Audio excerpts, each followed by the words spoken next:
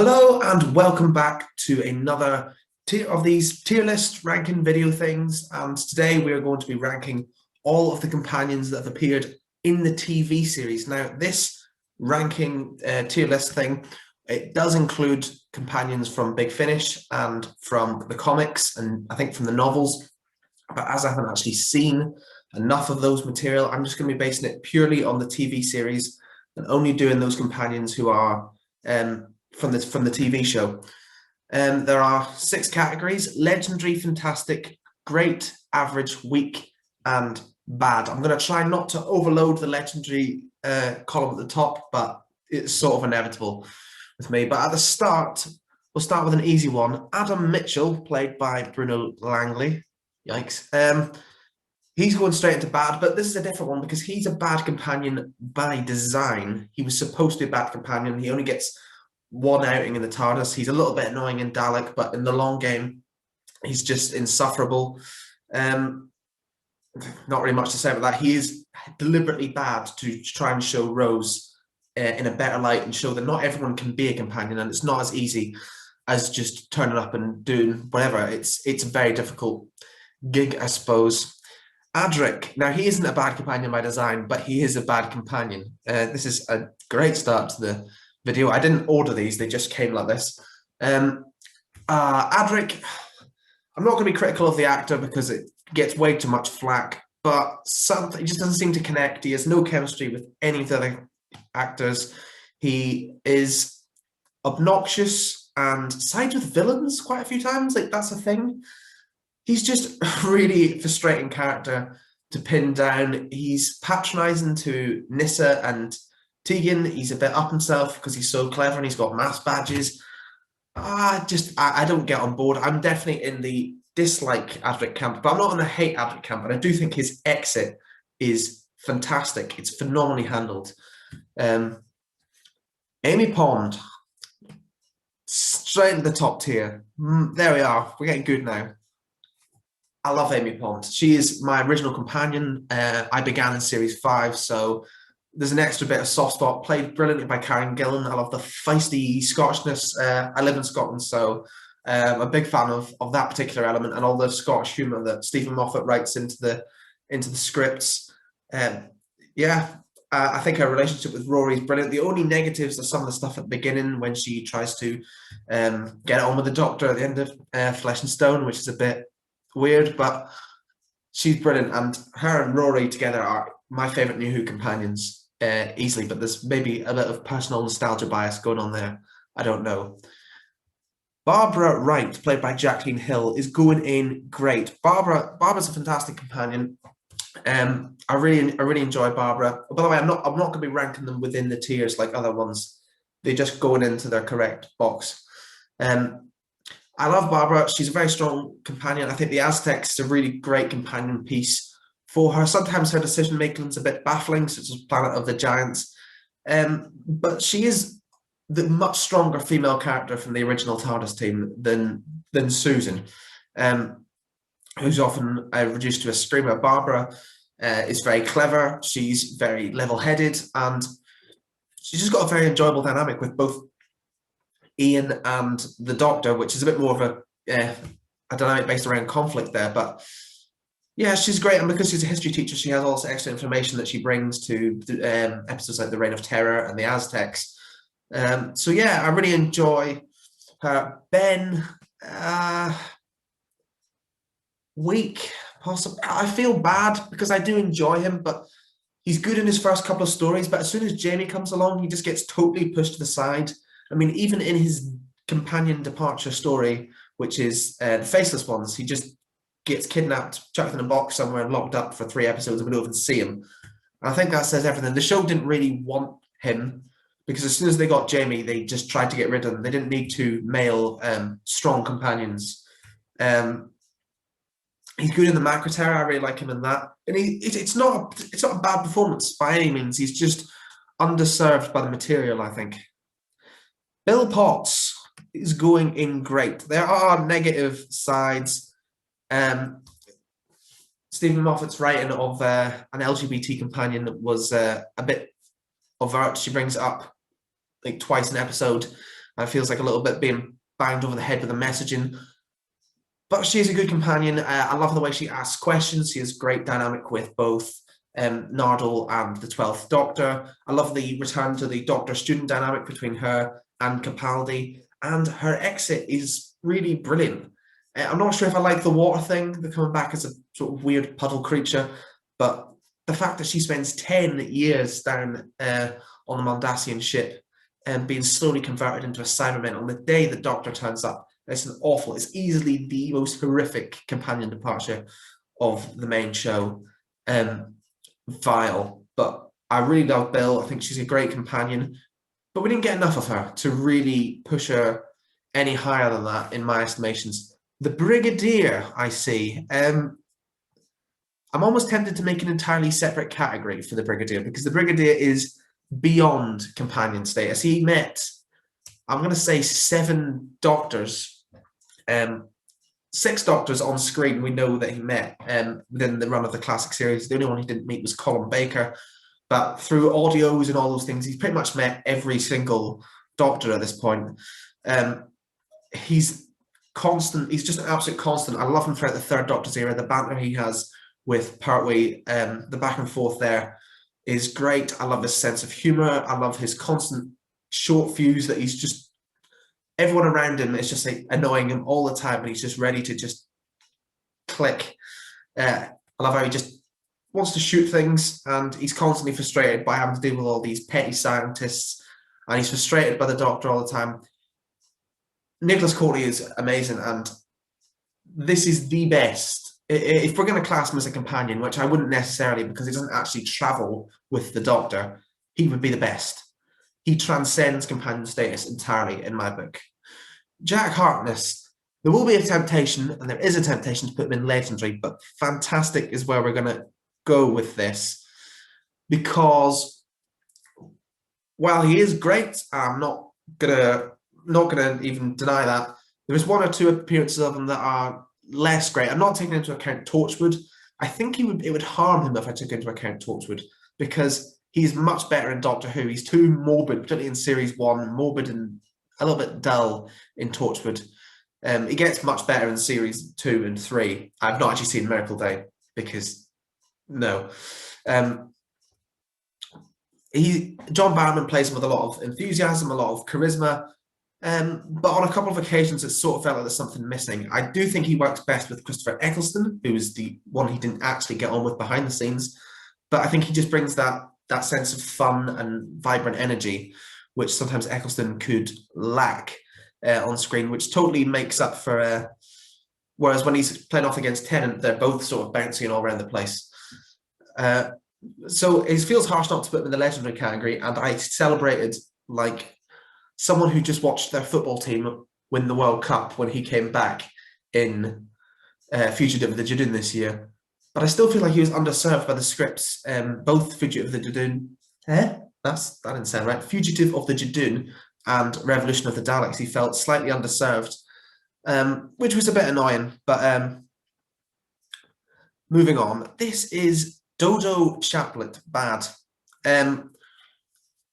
Big problems afoot with Dodo. Her exits, notwithstanding, it's just non-entity. Didn't even care enough. Her character brings out the absolute worst in Stephen, because he's just totally at the end of his tether with her all the time.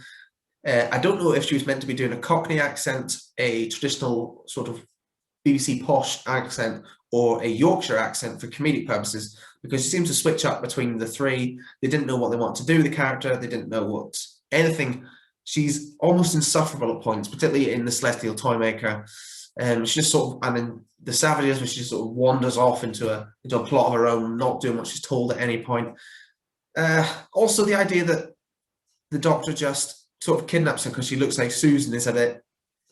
And the fact that she turns up right at the end of the massacre as this long-lost descendant of Anne Chaplet takes away from how important a moment it is in the massacre when the Doctor sends Anne basically to her death. And the fact that she didn't die and she has this descendant, and it's like, oh, everything's fine now. And Stephen's just like, oh, I'll forgive you, Doctor. Really annoys me, because that moment in the massacre is one of the greatest, well, probably the greatest Hartnell moment. And it could have been a phenomenal exit for Stephen as well. Who have we got next? Donna Noble, legendary. Uh, I'm on record with having a lot of issues with the Doctor-companion relationships during the David Tennant era. This is not one of them. All the romantic crap, all that soppy romance, teen angst, Rose, all that crap is just cut totally away. And we get one of the best Doctor-companion dynamics. In fact, that's probably going to be a key theme of the top bracket. It's all going to be people who had phenomenal chemistry with their doctors. And Tennant and Tate are electric on screen together. She's funny. She grows a lot, and her exit is heartbreaking because it undoes that growth in the most heartbreaking fashion. Catherine Tate gives her all every week. Anyone who doubted her credibility as an actress, by the time Fires of Pompeii and Planet of the Ood aired, must have just been totally eating humble pie. I'm not a fan of her Runaway Bride. She's a bit Lauren Cooper, but man alive, when she gets going, she is incredible. And maybe nostalgia bias aside, she is the best New Who companion. But I'll stick with Amy on my guns on that one. Who have we got next? Grace Holloway from the TV movie. I want to say average, but I'm going to put in weak because, in retrospect, she's a bit annoying, to be honest. For the first half of the movie, she plays the cynical, snipey character who we're supposed to see it through her eyes, I suppose, from the perspective of the TV movie.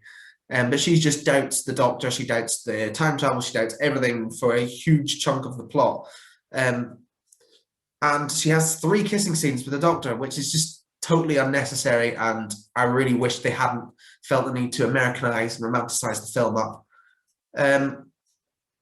Yeah, she's an odd one because I don't mind her, but I would still say she's a weak companion. And she never even travelled in the TARDIS, so... But then nor did Liz Shaw, and she's still 100% a companion. Graham O'Brien. I want to say average because I'm one of these people who just slags off the Chibnall era left, right, and centre, but I'm going to say great because he is the best part about the Chibnall era. He has been consistently brilliant in my book. Brilliant performance from Bradley Walsh. He's brought a lot of pathos. He's brought a lot of emotion. All of the scenes in the Chibnall era that I've actually felt were sort of very real have been scenes with Bradley Walsh doing the acting in them. His performance has been brilliant. He's shown the fear. He's shown grief. His relationship with the Doctor and the companions is not really very evident, but I don't blame him for that. I think he's been the real standout of the Whittaker era so far, and it's going to be quite difficult for them to carry on without him. I love his sense of humor. I love how he gets the sort of, why are we doing this? Rory Williams jokes, I would call them, where he's just like, why are we running at this alien? Why are we running at this plane? Why are we putting ourselves in danger here? He asks the valid questions, and I kind of really respect that. He also brings a sandwich everywhere he goes, which is totally understandable. Harry Sullivan, average. I love Ian Marr, and he's done a lot for Doctor Who. But Harry was always playing third wheel not third wheel in a romantic sense, but sort of third fiddle to the Fourth Doctor and Sarah Jane, who were the main heart of the show.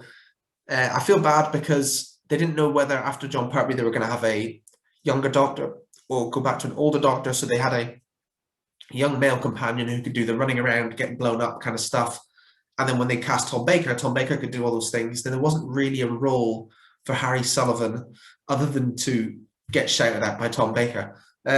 But he is enjoyable. He does have a charm, and I love his dialogue. Is very posh public school kind of dialogue. So I like Harry, but I can't really justify putting him in those top 3 brackets because he doesn't really have a lot to do a lot of the time.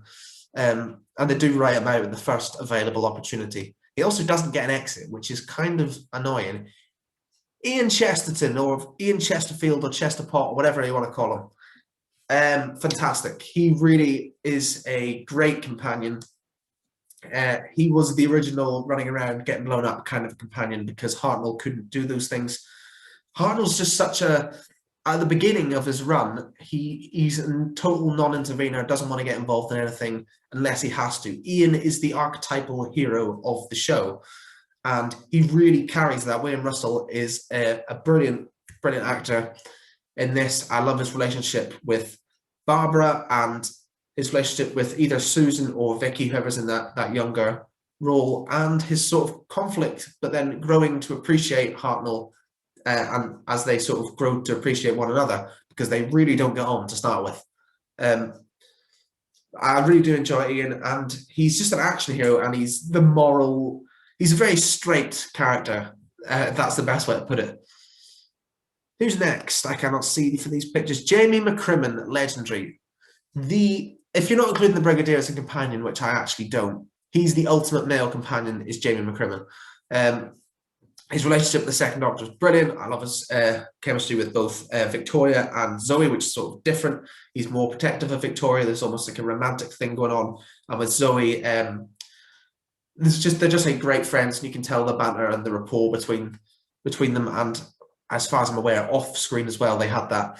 Him and Troughton are electric. There's always great fun. There's great banter, and he is the guy who does all the actiony stuff. The Second Doctor still doesn't really get involved anywhere near as much as Jamie. I think the ultimate Jamie episode is Evil of the Daleks, where the Second Doctor sort of winds him up. So as a result, he just decides to go on this crazy mission to save Victoria, all by himself. He doesn't realise that he's being studied for a Dalek test, but he's such a great companion, and he's Scottish, so there's bonus points for that. The best companion of all time, if you're not including the Brigadier, is Josephine Grant, Kay Manning. There is no companion with an arc like this. She goes from bumbling and ditzy to just the most uber capable companion you can possibly think of. And it's not a jarring change, it's a natural progression. In her first episode in Terror of the Autons, it's a deliberately shaky intro. She tries to blow up the Doctor. She's easily hypnotized. By series 10, she can resist the Master's hypnosis, and she's one of the best companions going and getting one of the best character exits. She's sweet, she's lovely, she has a great rapport with John Pertwee, and she has a very, very poignant exit in The Green Death. I think Jo's probably my favourite companion of all time. And Kate Manning as a person is incredible as well. I love her reappearance in the Sarah Jane Adventures. Such a beautiful, beautiful episode, Death of the Doctor. Sergeant Benton is not a companion by any scale. He is, I suppose in the Three Doctors, he does go in the TARDIS, but that's it. He's in fantastic though, because I love Benton. He gets some great moments, particularly in stories like Invasion of the Dinosaurs, where he basically commits treason for the Doctor.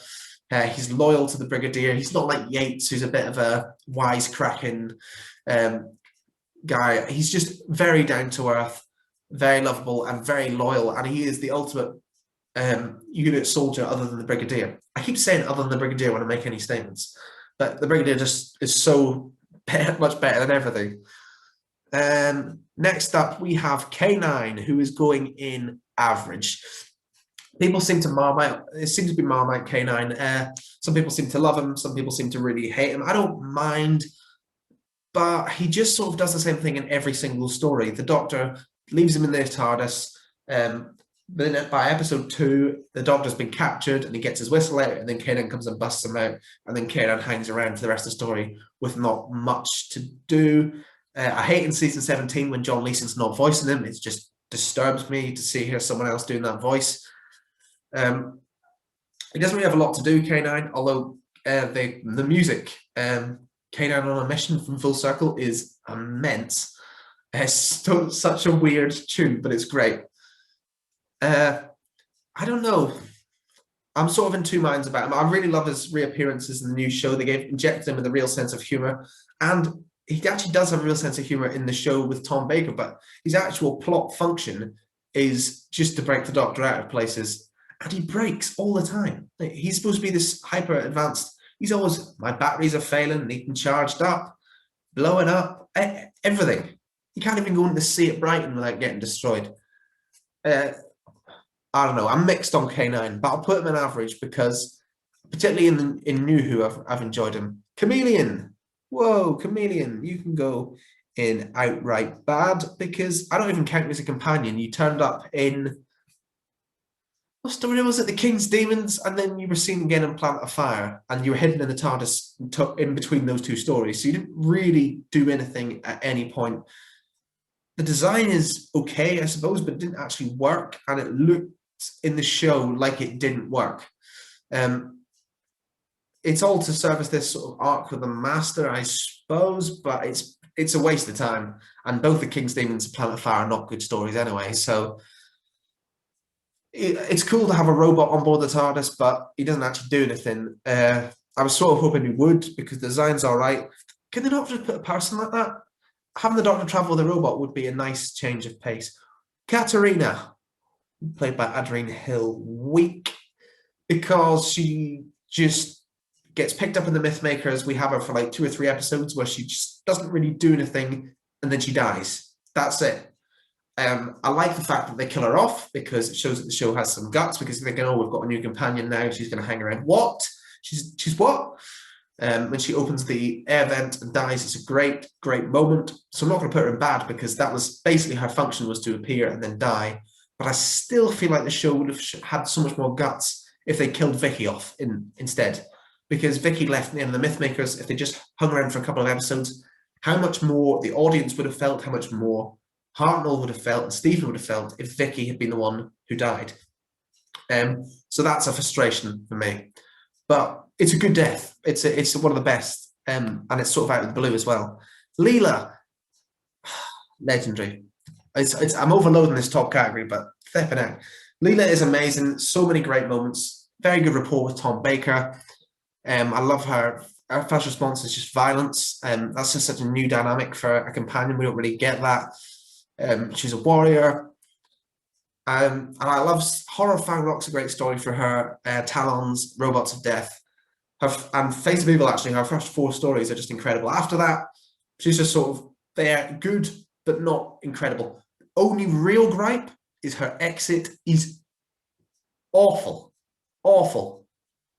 That is one of the biggest crimes in all of Classic Who. Liz Shaw.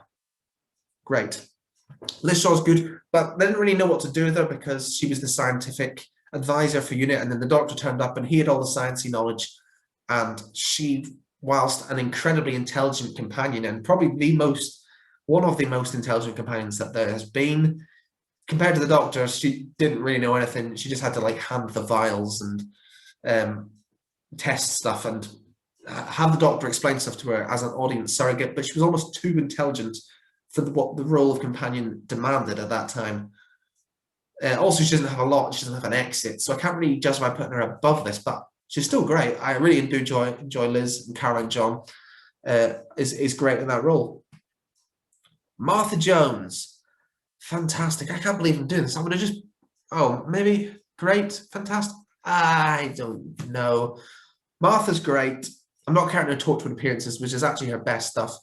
But I do enjoy Martha, and what I enjoy most about her character is Series 4 Martha, when she's gone past her in love with the Doctor phase. She's one of the most capable companions of all time. When you look at a CV of a companion, of what they've done, she was always constantly negatively compared to Rose, as if she was nowhere near as capable. She was far more capable.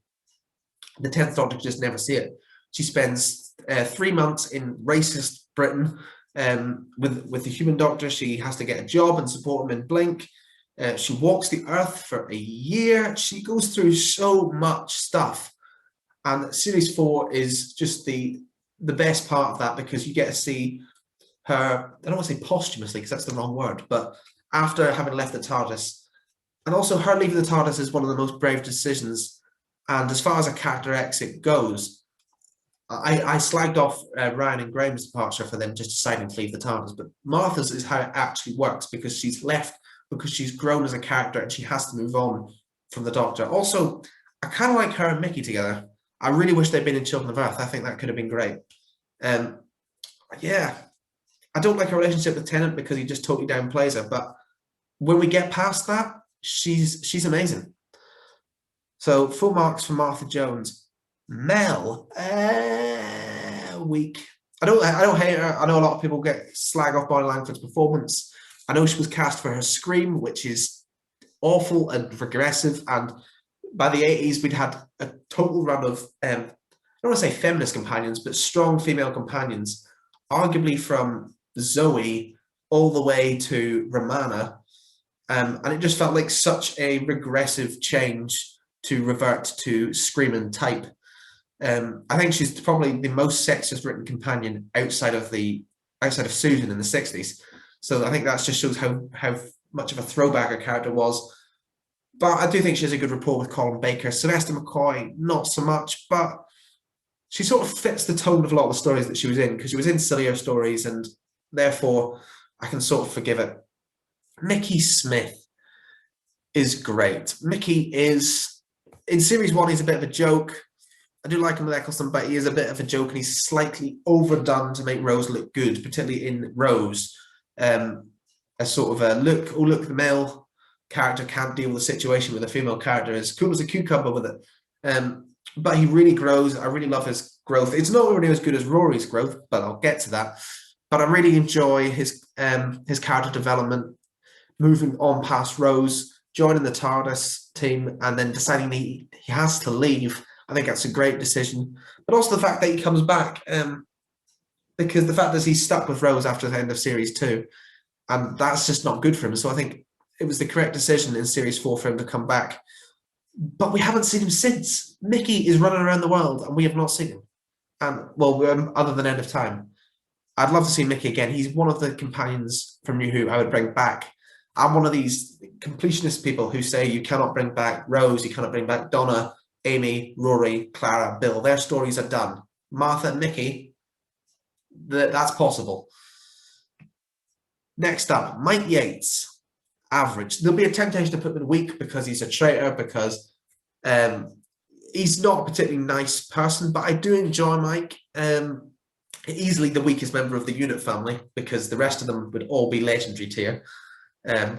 But he's still enjoyable, and I like his storyline in season 11.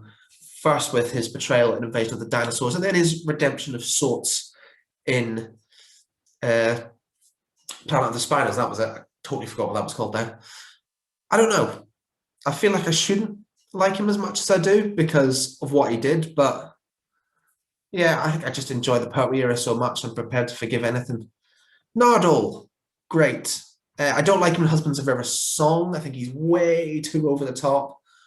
From Return of the Doctor Mysterio, you can start to see the seeds of what he'd become, because he's got a very good chemistry with Peter Capaldi. Series 10, he's amazing. Him and Capaldi's back and forth banter is one of the best in the entire show.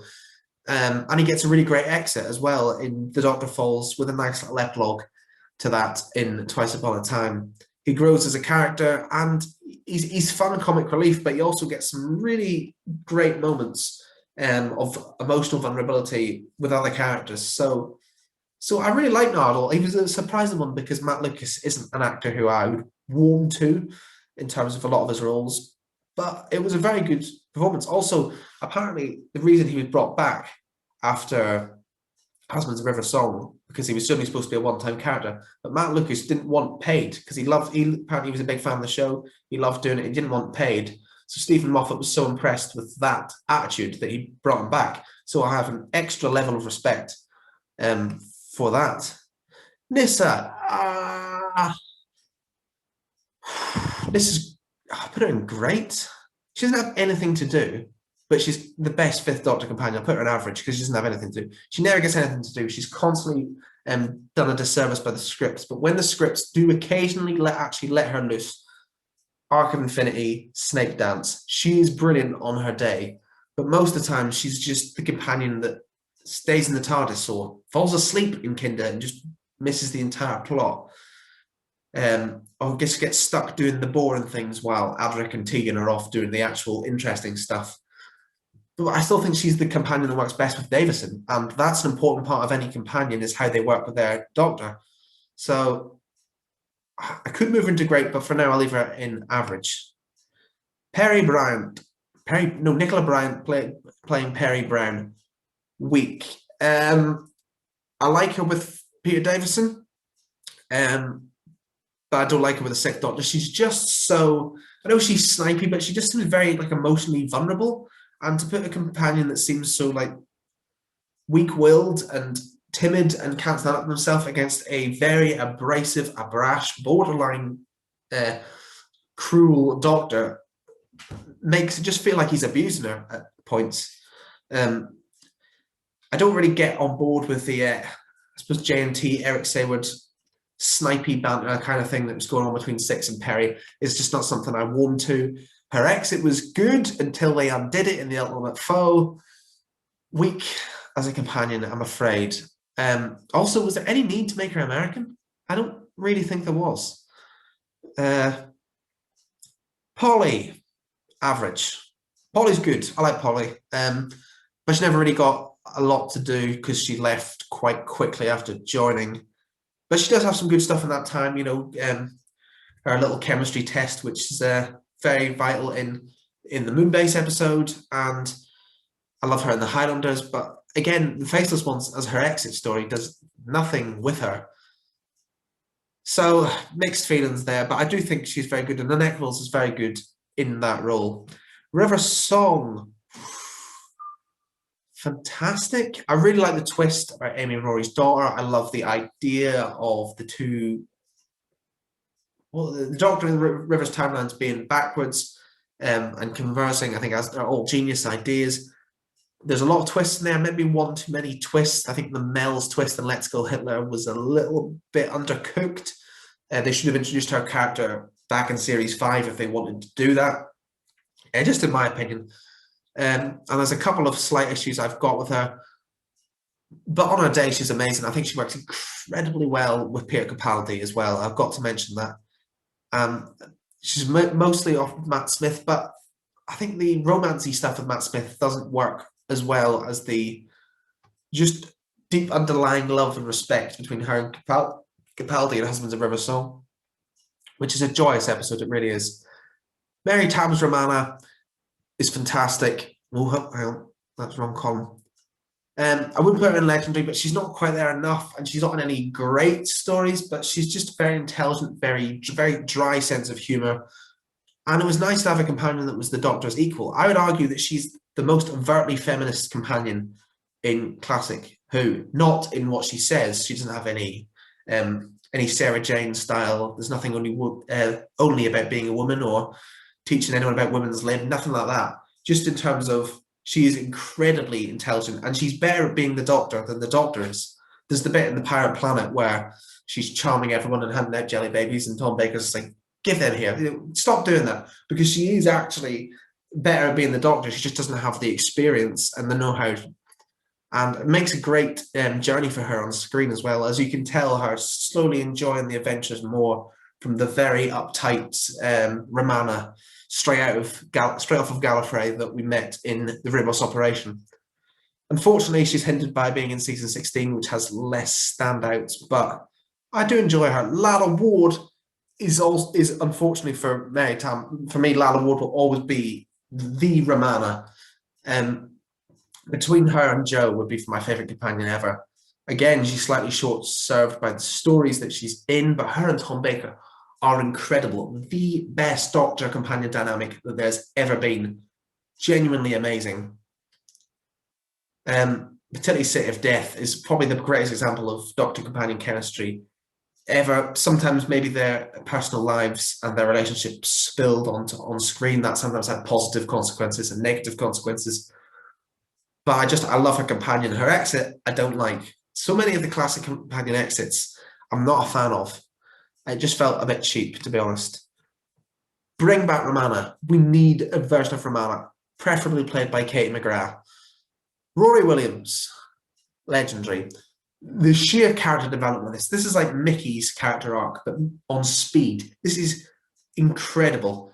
He goes from this bumbling country nurse to the guy who looks in the face of the Cybermen and says, "Where is my wife?" That's development. He develops over the course of Series 5. Amy's Choice is a big episode for him, but he's not done. And that's what I really love about he continues to develop right to the end. He's also just the sensible one. It's just like, nice question, bit sinister. What's the answer to not get us killed? He's just a very sane, down-to-earth person. His relationship with Amy is amazing. Yeah, I really love his character. He gets a lot of great moments, and his companion growth is unmatched. I know I said that about Joe, didn't I? Okay, well, other than Joe, his companion development is unmatched. Okay, Rose Tyler, weak. Could be in bad. If it was just on the Tennant era, I'd put her in bad. I really enjoy her with Eccleston. I mean, not to like a legend, I wouldn't put it in the legendary column, but if it was just with Eccleston, I would probably go for great. Because I really enjoyed her there, but with Tennant, it's just painful, romancy rubbish. I've done a whole video essay on the problems there. It almost feels like two separate characters, and I would rank one in great and one in bad. I'll compensate and put her in weak. I just don't get on board with Rose, to be honest. She's not a favourite of mine. Ryan Sinclair, don't you dare. Yeah, I do dare. He's calling bad. I've always maintained there's people always, internet experts, always doing this. They're always talking about different people's acting skills. They'll tell you that this actor's not good, or this actor's not good, and this actor is not good, and their acting skills are not quite up to speed in that scene. And I'm not an actor. I don't have any knowledge of acting and drama skills, so I've always tried to not do that, to never criticize. I don't criticize anyone's acting, with one exception. Tosin Cole did not give a toss about this role. I'm convinced of it, because he does not have more than one facial expression. Just one deadpan facial expression. There was no character work at all done with Ryan. Series 11 threatened to do some character work, but never did. And Series 12, he just hangs about. I don't think Tosin Cole really enjoyed this role. And to be honest, I can totally sympathise with that, because I wouldn't enjoy playing a character that was this dull. And he's probably my least favourite companion ever. I have nothing good to say about him. I feel bad, but I also feel like the performance is a big factor, because there is no emotion in anything. Next, we've got Sarah Kingdom, average. She's only in one story. She's decent. She then gets killed. But it's Jean Marsh, and she's later in Battlefield, and she's great in that. So bonus points. Sarah Jane Smith, legendary. I'm not counting Sarah Jane Adventures, but it wouldn't deter her whatsoever. It actually might enhance her a little bit.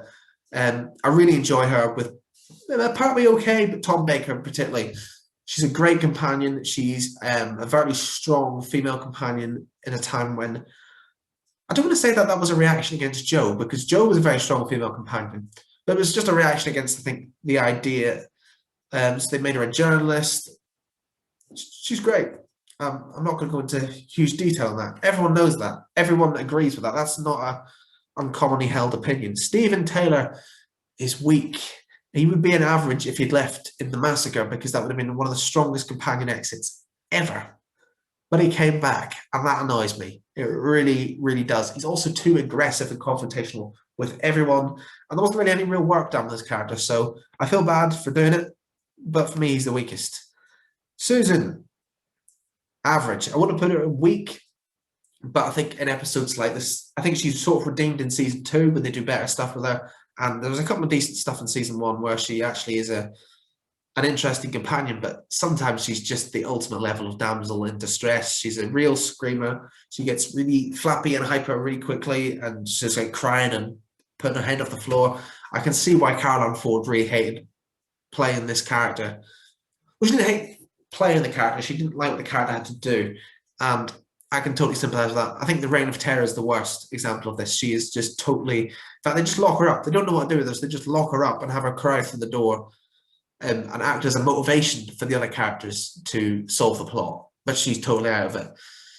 She never really got to show how interesting a character from who's a Time Lord as well. Obviously, didn't know Time Lord Gallifrey. None of that was invented then. So, I don't know. Who are you? You're not on the show. Tegan, average. Bullshit and loud and aggressive. She gets better, but she starts off bad, and she really has to fight against that reputation for her entire run. She's a companion for a very long time. So I appreciate that. I think her exit's very strong, but a lot of the time she's just gobbing off. And it sort of doesn't work for me, but I still like her enough. It's the thing with a lot of the Davison companions that I just like, yeah, they're okay, but I don't particularly love them. Same goes for Turlough. Black Guardian stuff isn't really an advantage. It never felt properly fleshed out, the Black Guardian stuff. I mean, the height of Turlough's plans to kill the Doctor is picking up a rock and going like this, and then the cliffhanger thing going, and then I don't know, did he drop the rock? Something like that. But he's good. I kind of like that he's a self-preservationist, which is probably what keeps him out of the week column, because he's, unlike Rory and Graham, who are saying, why are we doing this in a very sensible manner, but understand the importance, the moral importance of the victories. Turlough's just like, let's flip and get out of here. No point in doing this. I don't care if these people die. Let's just move. And he does grow from that, but it's a nice starting position for a companion to make them an out-and-out coward. Vicky, great. Oh, not fantastic. Not quite that good. She was fantastic to begin with. I think from the Romans to the Chase is her best work when she's in that Susan role as the young member, basically tied to Hartnell's hip a lot of the time. But when she becomes the primary female companion, she gets elevated to the Barbara role, and it doesn't quite work. But when she's in that role as a Susan replacement, she is the vastly superior version of Susan. She has a better relationship with Hartnell. She has a better relationship with the other cast. She's less of a screamer. She's very funny. I really enjoy Vicky. I think she's a very underrated companion who deserves more respect. Victoria is another very underrated companion who I'm tracking as fantastic. I saw someone talking about how inconsistently she's written, and I do agree. I think they said she's like Sarah Jane one week and like Mel Bush the next week. Some weeks she is a very strong, overtly feminist companion, and the next week she will be screaming damsel in distress. But I think she's really underrated. I really like her relationship with all the characters. She has one of the best scenes with the second Doctor, that scene where she's talking about family. I think she's underrated and deserves a lot more love. I think her exit's very well handled in Free from the Deep, which is just like, I'm sort of done of just getting attacked by things. Your lifestyle's fun, but it's very dangerous. And I think that's a really nice exit, sort of similar to Tegan's exit. Yaz, I don't want to do this, but weak. Again, there is no development to Yaz. There is no relationship between her and 13. How can people ship them? They don't even seem to have a friendship, for crying out loud. I really hope she gets better in Series 13. I like Madam Gill's performance. I think she's been one of the standout performers from the new era. But she's just sort of cardboard cutout of a companion with very little to do. Sometimes the script just sort of stops and says, yes, you're brilliant. And you're just like, you need to actually earn that. You can't just tell me she is. Who have we got next? Ace. Legendary tier. Ace is amazing. She beats up a Dalek with a baseball bat. Do I need to explain any more than that? She is the one who initiates the renaissance of Classic Who. She saved Classic Who she saved the 80s of Classic Who right at the end. Because after Romana 2, there was just a run of companions who I didn't care for, really. Well, I didn't mind, but never really got connected to. They never felt like they had proper relationships with their doctors. And then she just bursts out of nowhere. She's returned to a strong female companion, and she's the proto-New Who companion because there's a lot of work done with her. The whole of season 26, well, I suppose with the exception of Battlefield, is Curse of Fenric, Ghostlight, Survival are all stories about Ace. And that's a very New Who thing to do. Gave her a lot of development. They did a lot of development and work with her, but in a way that never jumped into New Who's. They are like a god. They are special, they are chosen kind of themes. I think I've got two left.